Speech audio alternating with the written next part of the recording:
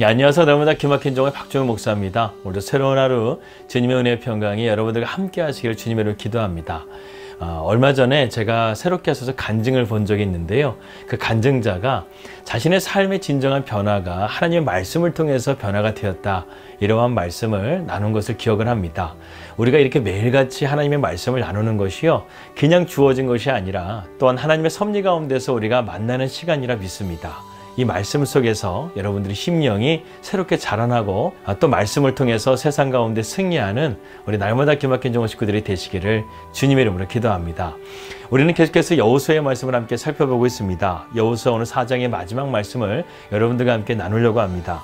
여호수아는 역사적인 요단강 도하 사건을 상당히 좀 의미 있게 4장에서 전체적으로 담고 있는 것을 보게 됩니다. 이스라엘 백성들이 요단강을 건넌 것은 첫째 달 10일입니다. 이날은 이스라엘 백성들이 40년 전에 유월절을 지켰던 날이었습니다. 하지만 정확하게 따지게 되면 이스라엘 백성들이 애굽에서 나온 지 4일에서 5일 정도 모자라는 시간입니다. 이것에 대한 의미가 무엇인가? 사실 하나님께서는 며칠 전에 이스라엘 백성들이 요단강을 도하해서 가나안 땅에 들어가신 데는 그들이 일찍 들어가서 그 땅 가운데 처음으로 하나님의 유월절을 지키기를 원하셨던 것입니다.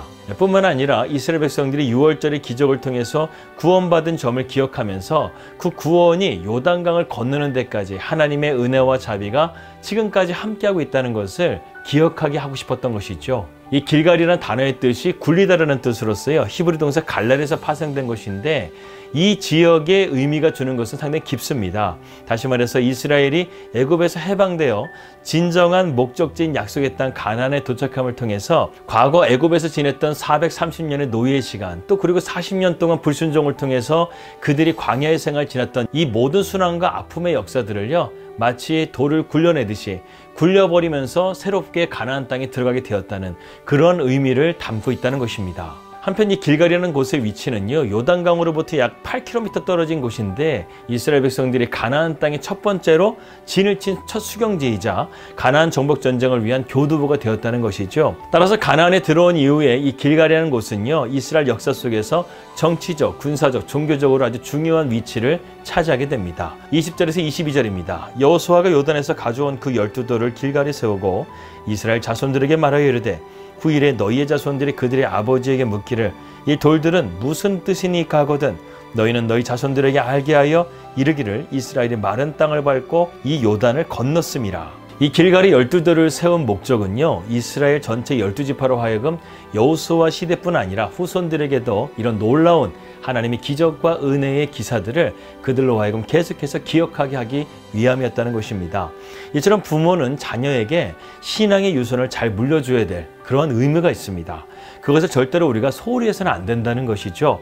오늘날을 보게 되면 자녀에게 신앙이 얼마나 중요한지를 가르치지 않고 세상의 학문이나 세상의 성공과 출세가 더 중요하다고 가르치는 그런 부모님들이 믿는 자들 안에서도 있다는 것입니다. 여러분, 이것은 아주 심각한 문제예요. 그것은 아주 잘못된 것입니다. 먼저 우리는 믿는 자로서요, 이 세상의 참된 주인이 누구신지를 가르쳐야 되고 우리가 어디서 왔고 어디로 가야 되는지를 가르쳐야 되고 우리의 정체성이 무엇이고 우리가 앞으로 살아가야 될 인생의 목적이 무엇인지에 대해서 바르게 가르쳐야 된다는 것입니다. 그런데 부모가 이러한 것들을 등한시하고 제대로 또한 깨닫지 못하게 되면 자녀는 신앙을 가질 수 있는 기회가 점점 갈수록 멀어지게 된다는 것이죠. 그렇기 때문에 우리가 먼저 예수님을 만나고 하나님 말씀 가운데서 믿음을 갖는 것이 정말 중요한 것입니다. 23절 말씀입니다. 이 너희 하나님 여호와께서 요단물을 너희 앞에서 마르게 하사 너희를 건너게 하신 것이 너희 하나님 여호와께서 우리 앞에 홍해를 말리시고 우리를 건너게 하신가 같았나니. 바로 여기서 모세의 홍해 사건과 요단강 도하 사건을 비교하고 있는데 이 두 사건 모두 전혀 불가능한 상황에서 오직 하나님의 능력에 의해 물이 갈라졌다는 이 공통점뿐만 아니라 그 이적을 베푸신 그 목적도 똑같다는 것입니다.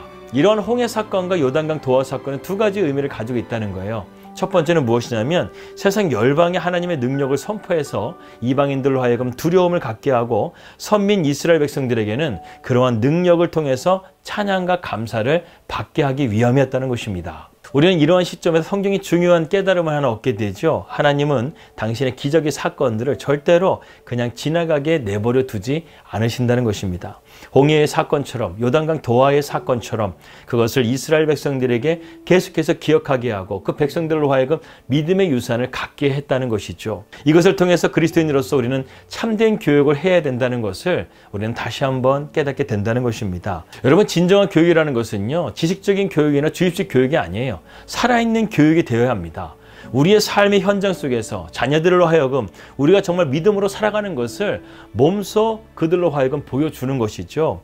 이스라엘 백성들은 하나님의 이러한 기적과 경험을 깨달음을 통해서 하나님의 살아계심과 인도하심을 그의 후손들을 계속해서 전하는 그러한 믿음의 유산을 갖게 되었다는 것이죠. 오늘날에도 이런 유대인들의 히브리식 교육법이 상당히 널리 알려지는 가운데 있습니다. 그런데요, 이들이 이러한 교육이 언제부터 시작되었는가? 바로 이 이스라엘 백성들이 광야 40년이라는 시간을 통해서 뼈저리게 깨달은 하나님의 말씀을 준행하는 것, 그들의 삶을 통해서, 그들의 깨달음을 통해서 자녀들에게 물려주게 된 것이 오늘날의 유대인들의 히브리식 교육법이 되었다는 것이죠. 그래서 히브리인들은 3살 때부터 아이가 말을 띠는 순간부터 성경을 가르친다는 것입니다. 그러면서 너의 삶의 가장 중요한 분이 바로 하나님이시라는 것을 그들은 가르치면서 자녀들을 양육한다는 것이죠. 유대인들 교육법 가운데는 하브루타라는 교육법도 여러 가지 교육법이 있지만 가장 그들이 중요하게 생각하는 것은 살아계신 하나님을 너희가 바로 알아야 된다는 이 교육이야말로 그들에게 가장 뼛속까지 스며들게 하는 교육이라는 것입니다.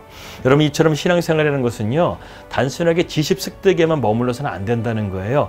하나님의 은혜에 대한 직접적인 경험을 우리가 행함을 통해서 우리의 삶의 경건한 모습이 우리의 자녀들에게 보여지게 되고 그러한 것들이 믿음의 유산으로 계속해서 이어지게 되는 것, 이것이야말로 참된 신앙의 교육이라고 할 수가 있습니다. 우리 날마다 기막힌 정오 식구들은 이러한 믿음의 사명감을 가지고 우리의 자녀들에게 그리고 우리 이웃에게 이러한 신앙의 아름다운 교육의 본이 될 수 있는 그러한 그리스도인의 향기가 되시기를 주님의 이름으로 기도합니다. 기도하겠습니다. 하나님 아버지, 감사합니다. 오늘도 우리가 말씀을 통해서 귀한 진리를 깨닫습니다. 우리에게 주신 하나님의 이 은혜들은 우리가 절대 그냥 지나쳐서는 것이 아니라 그것을 기억하고 우리의 후손들에게 대대로 이어줄 수 있는 그런 믿음의 유산이 될 수 있도록 우리의 삶 가운데 주님을 향한 뜨거운 만남, 뜨거운 경험들이 날마다 우리가 말씀을 통해서 만나게 하여 주시옵소서.